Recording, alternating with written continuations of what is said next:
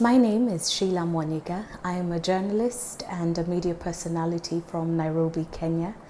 I have worked in traditional media. I started out as a radio presenter, then worked up to running and the programming section of a top English-speaking station in Nairobi. And then I crossed over to television, and now I'm on social media.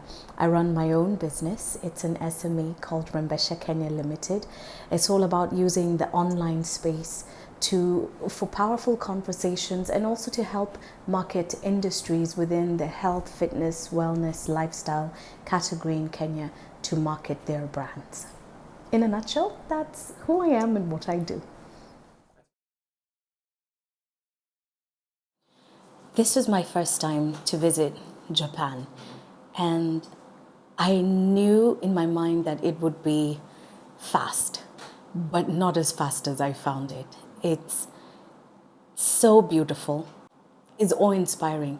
There's so much to see. There's so much to be inspired by. It's very developed. It's extremely clean. Your processes are so highly developed. Your transport network, your light system, the use of water, very efficient and very precise. There is order to everything.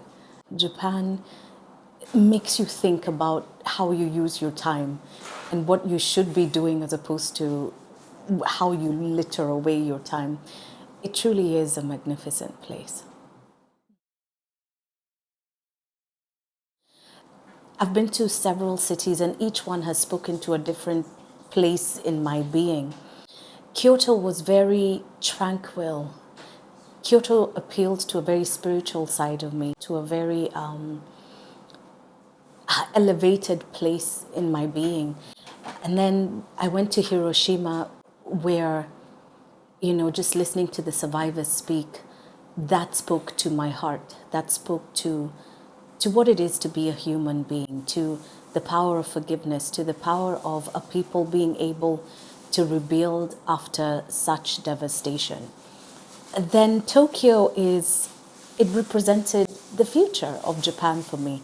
I spent some time at the Shibuya crossing and just looking at the thousands of people going to and fro, a young working nation, everybody with hopes and dreams for the future. Every place that I've been to in Japan has spoken to me in a different way. So, in regards to Tokyo 2020, there's an excitement, there's a curiosity. I got to go to the Ariake Stadium where the gymnastics are going to be held, and the investment towards making sure that the venues, the location are suitable and comfortable for the athletes who will be performing. It's incredible. Japan is going that extra mile to make sure the best of the best from around the world are indeed competing in the best of the best locations in the world. So, in regards to TICAD, this is going to be the 7th conference and it returns to Yokohama. Nairobi was able to host TICAD 6, so it just feels like a natural progression and evolution. When I think about the Abe initiative, I think about the 2 students that I was able to spend some time with and listen to their experiences. I think they've both been here for 2 years. And Kenya, I think, has had the largest number of students come into Japan in different universities to train, to study. Some have moved on to PhD levels, others have gone back to Kenya. And I think we have been the biggest beneficiary of the Abe initiative. And for these students to see what they've been able to achieve and to see what they're planning when they come back home, it's encouraging. It lets me know that there is a possibility of getting things moving and running back home in Kenya. I remember one of the students said something to me, in Japan, you don't just get a degree. It is about what have you solved. And that question is powerful.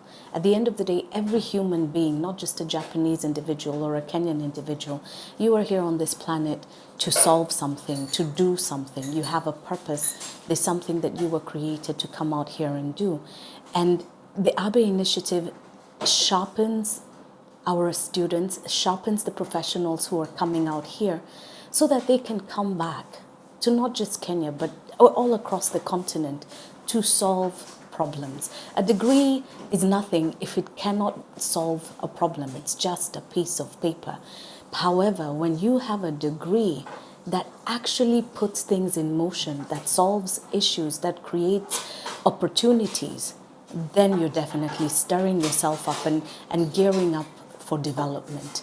And so I really hope that at next month's TICAD 7, there will be an announcement that proclaims that the Abe initiative continues and goes forward.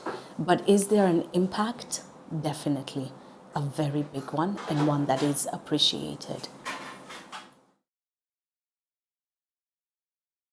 And as a nation, the Japanese culture has really encouraged hard work and commitment to your work. And for a population and for a time and place, that work ethic helped spur Japan on to where it is now as a superpower. I think for the longest time, the gender that is female has been, you raise the children, take care of the children, and the man is at work, and then when he comes back, he provides for everybody. But more and more women need to be in the workforce. More and more women are looking at having careers, and the issue of the low population, the birth rate, is affecting the economy of the nation. So it makes more sense to get more women into the workforce. You do need to support working mothers. And so this ensures that women's representation in the workforce is present. And even if a woman takes time out to go and have a child, she can still come back and continue with her career without having to find something alternative to what she was really trained to do and what she was passionate about.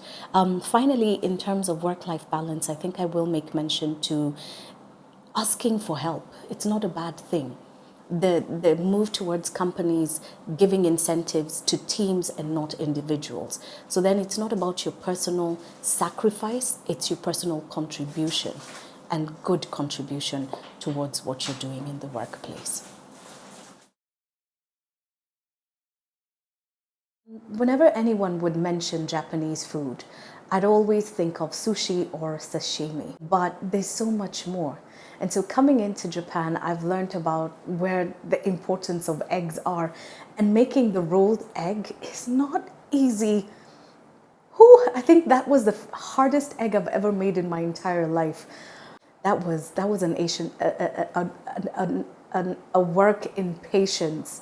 I especially loved rolling, the sushi and creating it. And the green beans, that was fun. I like the taste, the use of flavor, umami. It's a very big deal. And so Japanese cuisine is so much more than just raw fish. The world needs to understand that. There's so much more. You've developed flavors. I learned about presentation, the place of how artistic the presentation of the food is. It's not so much that you're going to eat it, it's how do you present it, how does it look, and of course, how does it taste. My most significant dish since coming to Japan has got to be okonomiyaki. I have never seen anything like that, and I loved it.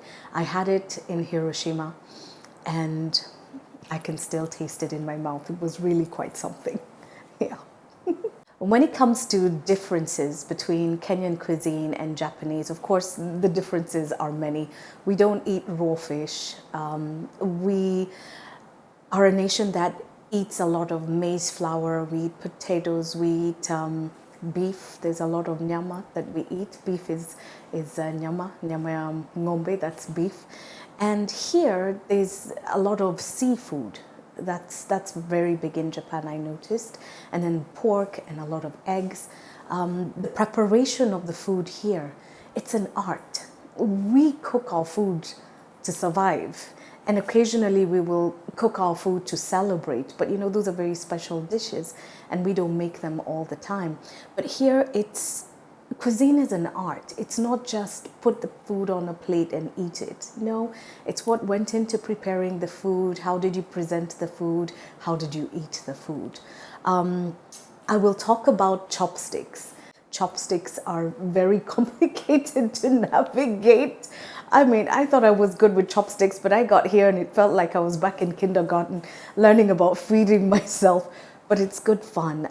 Similarities, poultry, of course. Use of vegetables, a very, very rich use of vegetables that we do have in common, and very little use of oil. I like that we have a lot in common.